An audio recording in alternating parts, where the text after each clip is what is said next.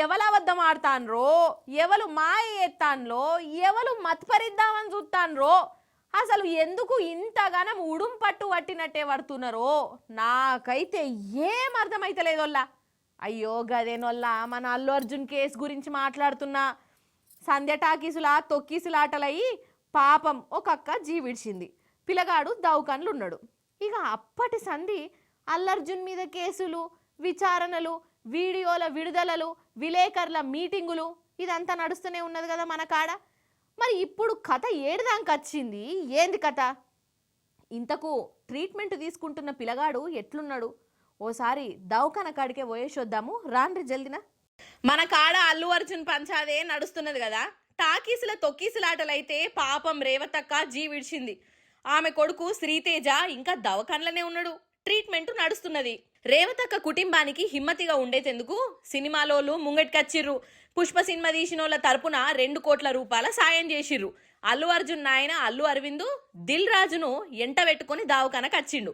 ఇక ఆ కుటుంబానికి ధైర్యం చెప్పిండు. 2 కోట్ల రూపాయల చెక్కును దిల్ రాజు చేతిలో పెట్టి ఆ శ్రీతేజ్ కుటుంబానికి ఇయ్యాలని చెప్పిండు. నడిమిట్ల ఈ దిల్ రాజు ఏంది, డైరెక్ట్ పిల్లగాని నాయనకే ఇయ్యొచ్చు కదా, ఆన్నే ఉన్నాడు కదా అని అనిపించొచ్చు.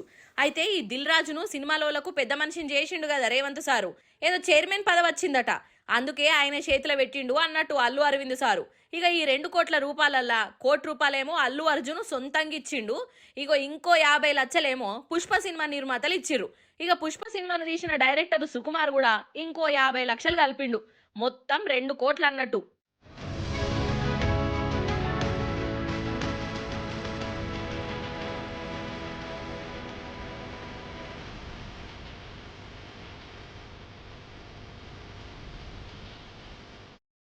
ఈ విపత్తు జరిగిన తర్వాత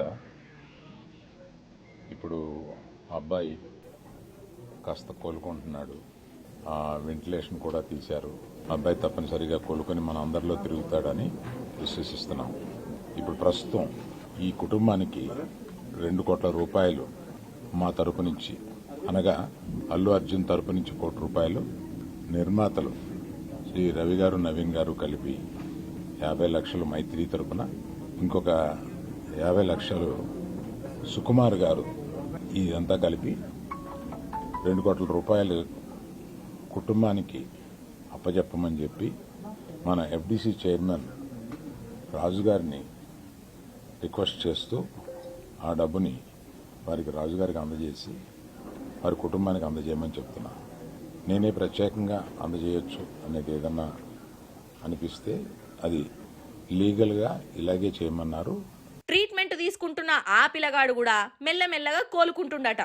కానీ ఈ షెయిపాటోళ్ళు అల్లు అర్జున్ మీద ఎంత రాజకీయం నడిపిరోల్లా, వామ్మో, అసలు రాష్ట్రంలో ఇంకా ఏమి సమస్యలు లేనట్టు, ఎవలేం తక్లీఫులే పడతలేరన్నట్టు, ఇది ఒక్కటే పెద్ద సమస్య అయినట్టు చేసిర్రు.